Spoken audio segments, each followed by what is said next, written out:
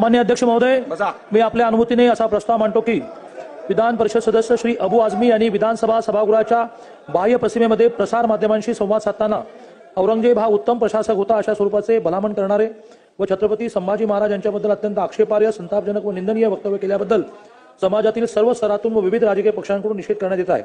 विधान परिषद सदस्य श्री अबू आझमी यांनी याप्रमाणे अत्यंत बेजबाबदार, आक्षेपार्ह वक्तव्य करून एका विधानसभेच्या सदस्याला न शोभणारे, गर्हणीय व अशोभनीय वर्तन केले आहे। सदर कृत्य विधानमंडळाच्या प्रतिष्ठेत बाधा आणणारे व विधानमंडळासारख्या लोकशाही संस्कृतीतील सर्वोच्च सभागृहाचा अवमान करणारे आहे। अशा प्रकारे विधानसभा सदस्य श्री अबू आझमी यांनी अत्यंत गंभीर स्वरूपाचे अशोभनीय वर्तन करून विधानमंडळाची प्रतिष्ठा मलिन केल्यामुळे ही विधानसभा असा ठराव करत आहे की श्री अबू आझमी यांचे सदस्यत्व विद्यमान अर्थसंकल्पीय अधिवेशनाच्या शेवटच्या दिवसापर्यंत निलंबित करण्यात यावे।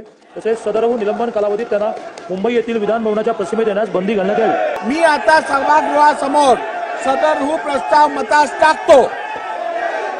अनुकूल असतील त्यांनी होय म्हणावे, प्रतिकूल असतील त्यांनी नाही म्हणावे। होयचे बहुमत आहे, होयचे बहुमत आहे। ठराव एकमताने संमत झाला।